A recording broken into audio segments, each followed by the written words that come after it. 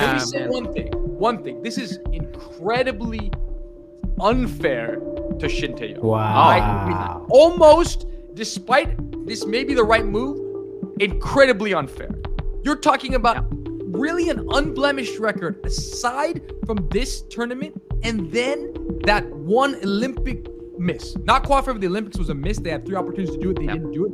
Other than that, this is a sad, sad day, and it's unfair. What makes it sad, Rocky, is it's insulting to him. If they would have gone and hired Van Gaal, Van Bommel, Schroeder, another good Dutch coach, then I understand. You're taking a step up, you're taking a risk, you're making a sacrifice. Okay, you're sacrificing a good coach for a very good coach, or a good coach for a great coach. In this case, you're sacrificing a good coach. I don't know if I would say very good or great in his case, but he's a good coach. For a coach that every team he's coached, minus briefly in Curaçao, will tell you he's not a good coach. Look at his resume.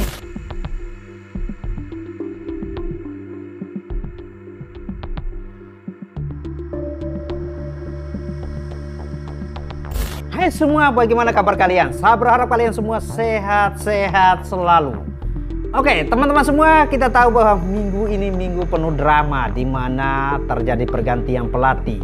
Ada yang suka, ada yang tidak suka, ada yang setuju, ada yang tidak setuju, dan ada yang kritik habis-habisan keputusan PSSI atau Pak Erick Thohir untuk memecat Shin Tae-yong sebagai pelatih utama untuk timnas Indonesia.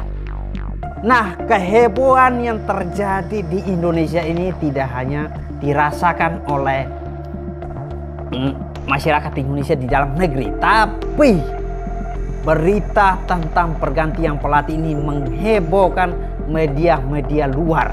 Salah satunya adalah datang dari media negara kincir angin, yaitu Belanda, yang menjadi pusat pemain keturunan timnas Indonesia. Nah, tentu saja komentar mereka ini sangat-sangat beragam.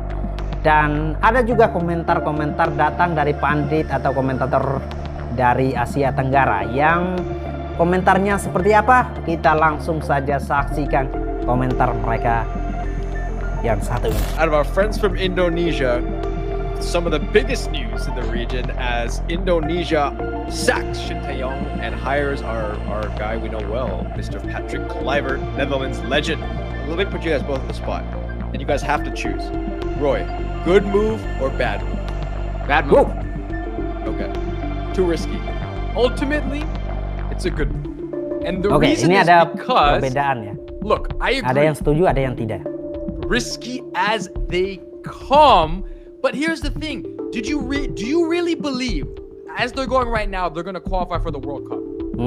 I don't know. They might be 4th place, right? So if you really believe this is your best chance, you need to find every inch you can. Take as big a swing as you can. It may not work. Yeah. It may fall completely on its face.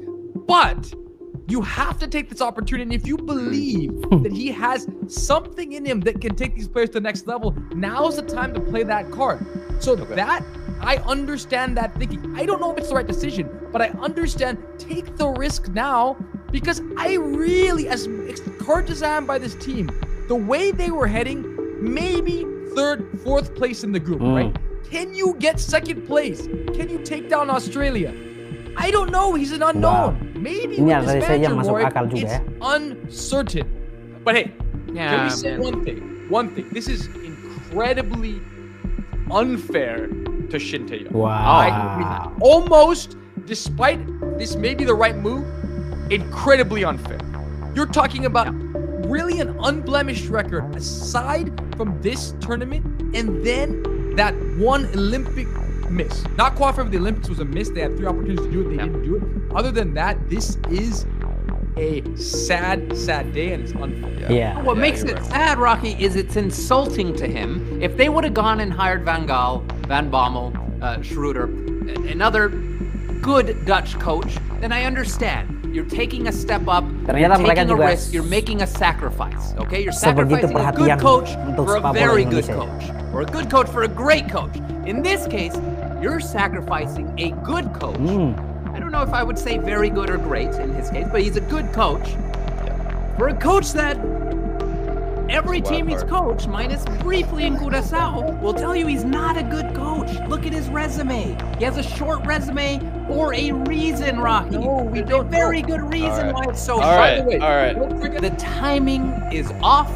The way this coach is being treated in this situation, a coach who has taken Indonesia to this level, who has put together all of these Dutch players, all of these Indonesian players, all of these players who are all Indonesian, and made it work. He's made it work. That is an incredibly difficult Wow. feat to achieve. Yeah.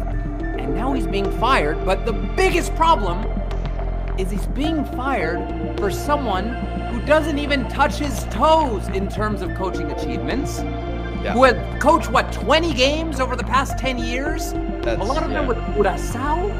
This is mind-blowing, to say the least. Oke, teman-teman semua, komentar mereka ada yang setuju, ada yang tidak. Dan itu juga yang terjadi dengan di Indonesia. Ada masyarakat yang setuju, ada yang tidak. Tapi yang saya soroti di sini adalah mereka begitu memperhatikan sepak bola Indonesia, perkembangan sepak bola Indonesia. Ya, para komentator dari Belanda ini mereka benar-benar menaruh perhatian serius untuk sepak bola Indonesia, dan itu sangat bagus sekali ya teman-teman semua. Nah, ada yang menyayangkan keputusan yang dilakukan oleh PSSI untuk memecat Sintayong, karena tentu saja ini akan berakibat fatal buat keadaan timnas Indonesia yang sekarang. Tapi ada yang setuju dengan keputusan ini. Mereka mengatakan bahwa ya, kesempatan yang kita miliki sekarang ini, kenapa tidak untuk perubahan timnas yang lebih baik. Nah, teman-teman semua, kita tahu semua bahwa perubahan itu selalu menyakitkan, dan keputusan itu selalu menyakitkan kita semua. Tapi ya, kita harus memberikan kesempatan untuk PSSI dan pelatih yang baru untuk bekerja lebih kuat lagi, lebih dahsyat lagi. Salah satu beberapa sebab yang diberikan Faiz adalah masalah komunikasi. Betul juga. Dia katakan bahawa dia masih lagi tak boleh communicate dalam bahasa Indonesia, English pun dia tak boleh. Memang itu menjadi salah satu kendala ya.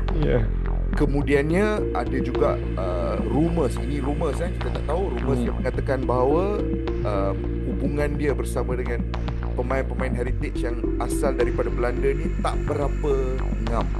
Artinya seorang tidak jurulatih terutama baik-baik yang saja sudah hubungan lama antara pelatih berada dengan di tempat staff tersebut, cuba untuk melakukan sesuatu, okey, dan ada segerombolan pemain ataupun satu ataupun dua, mungkin satu dua individu ataupun beberapa pemain yang against dia, okey,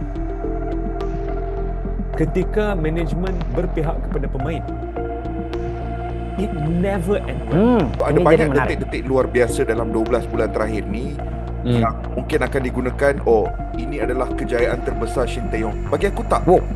Bagi aku 12 bulan terakhir ni Shin Tae-yong played a part, tapi juga dibantu oleh kemasukan influx of heritage players.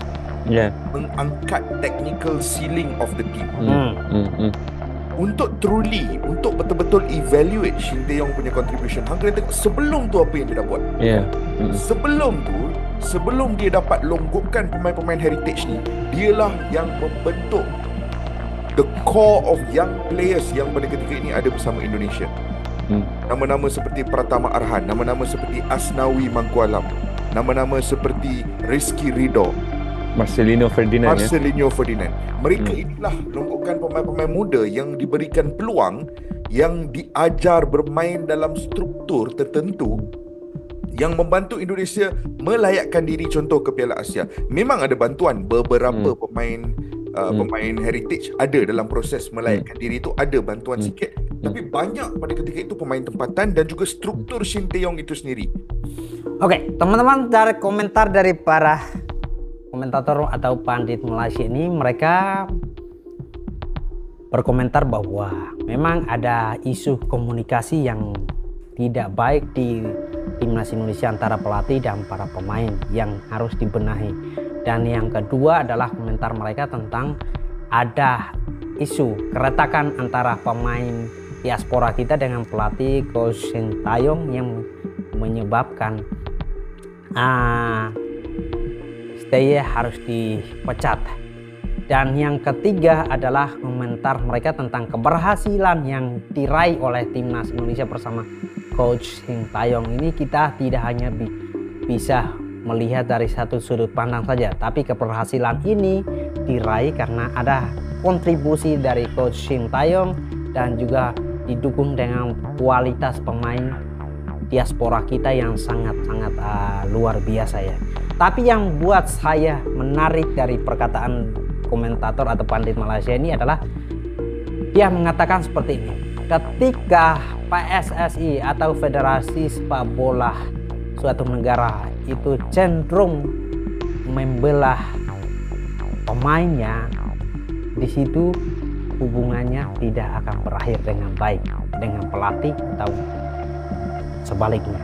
Itu bisa jadi masukan yang sangat bagus sekali ya teman-teman semua. Inilah dia coach terbaru timnas Indonesia yang bakal menggantikan Shin Tae-yong, iaitu Patrick Kluivert. So, apa yang aku akan beritahu selepas ni mungkin ada sesetengah orang Indonesia yang tidak senang untuk dengar, tapi ini adalah pendapat aku semata-mata. Di mana aku nampak sekarang ni PSSI, management timnas sekarang ni, memang diorang ni berpandukan dasar pandang ke Belanda. Okey, memang diorang berteraskan Belanda daripada pemain sampailah sekarang ke coach. Coach pun dapatnya orang Belanda. Okey. So, adakah benda ni bagus ataupun tidak bagus? Of course lah, ada yang bagus, ada yang tidak bagus. Dari segi bagusnya, communication lah akan improve. Sebelum ni coach Shin Tae-yong mungkin tak boleh langsung cakap Belanda, tak fasih sangat berbahasa Inggeris. Jadi nak communicate pula dengan player-player yang boleh cakap orang putih, boleh cakap Belanda, boleh cakap Indonesia. Tak ada yang boleh cakap Korea. Jadi dari segi communication tu agak kurang antara player dan juga coach. Tapi dari segi yang negatifnya, Patrick Kluivert ni bila tengok track record dia sebagai seorang manager, tak adalah power mana. CV dia memang tak bagus lah, senang cerita kan. Don't get me wrong, he's a very good player, tapi as a manager, as a coach, setakat ni CV dia tidak memberangsangkan. Ada juga rumours yang kata Van Gaal akan tolong jadi director of football untuk timnas Indonesia. Yang ini belum confirm lagi. Tapi beberapa jam yang lalu aku nampak berita Louis Van Gaal dilaporkan telah membantah untuk menjadi director teknik timnas Indonesia. Jadi mungkin berita Van Gaal ni palsu lah, rumour semata-mata. Yang ni aku tak confirmkan lagi. Tapi kalau dapat Van Gaal, then is very good lah. Walaupun bukan sebagai coach, tapi sebagai director of football pun is very very good. Sebab Van Gaal kot dah level memang international kan. Dah bawa Belanda, dah bawa banyak-banyak kelab besar. Jadi dari segi pengalaman Van Gaal ni memang power lah. Tapi dari segi Patrick Kluivert sendiri, dia punya pengalaman kurang. Pengalaman manage tim-tim Asia ataupun negara-negara Asia langsung tak ada. Jadi agak berisiko lah move ni. Bukan aku nak cakap memang takkan berjaya. Boleh je satu hari nanti tiba-tiba berjaya je kan. Pergi je Indonesia ke Piala Dunia kan. Tapi setakat ini adalah move yang sangat berisiko daripada PSSI. Patrick Kluivert adalah coach untuk timnas Indonesia dan banyak yang ingin orang menantikan apa yang beliau boleh buat untuk pasukan timnas Indonesia. Kita tahu ya, Patrick Kluivert juga membawa asisten beliau. Ada 2 orang daripada Belanda juga. Dan bila lihatkan balik barisan untuk asisten head coach untuk timnas Indonesia sekarang ni, boleh menjanjikan beliau lah untuk membawa Indonesia ke Piala Dunia lah. Dan saya sentiasa positif untuk timnas Indonesia untuk pergi lebih jauh. Dan apa jua yang terjadi is a positif. Walaupun ada orang kata Patrick Kluivert itulah inilah, tapi ya, he's a new coach. Mungkin dekat negara lain dia tidak bagus. Bagus tapi juga mungkin di Indonesia positif. dia bagus kerana dia ada ramai pemain yang Belanda, pemain daripada Belanda. He know, he can speak Dutch. Okay, dia boleh cakap Belanda. Dan mungkin nanti dia akan cakap Indonesia, mana tahu. Dan kita kena bersabar. Patrick Kluivert belum latih lagi. Dia belum belum mengajar lagi, dia belum melihat lagi timnas Indonesia, dia belum melihat lagi pemain-pemain Indonesia lagi. Jadi kena bersabar. Jangan kita memberikan salah satu perspektif, Indonesia akan gagal. Ini Indonesia pemikirannya no. bagus. Kalau Indonesia gagal pun mereka gagal di putaran ketiga. Yes, that's good. Tapi kita tak mau gagal, tapi kita mahukan terbaik. Erick Thohir pilih coach yang betul-betul terbaik untuk timnas Indonesia. Dan insya-Allah Justin Kluivert boleh bawa Indonesia ke Piala Dunia. Insya-Allah pasti bisa guys. Itu saja guys. Assalamualaikum. Well, to qualify, Ini always menarik. you can qualify, of course. And actually, what you mentioned is also true. You have in Holland, you have a lot of Indonesian, mixed race players with Indonesian, or the father or the father is or the mother or the father is from Indonesian heritage. So I think that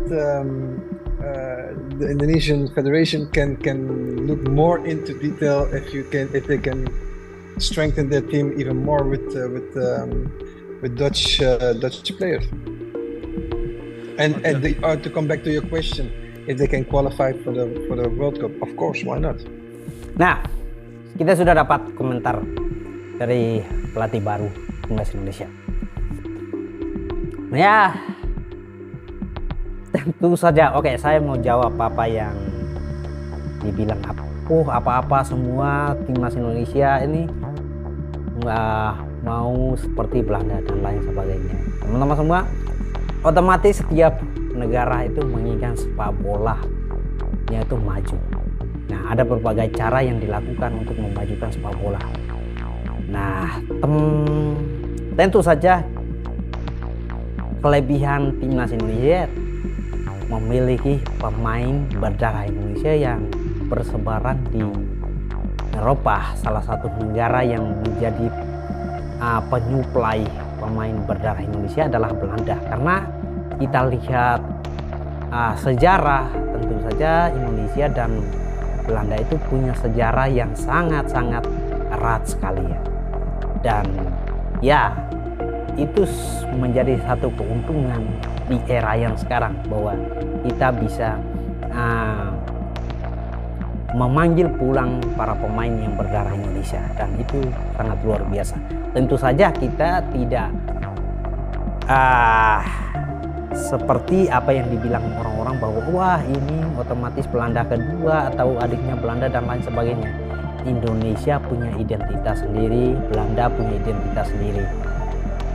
Dan tolong jangan lagi membuat narasi-narasi seperti itu ya.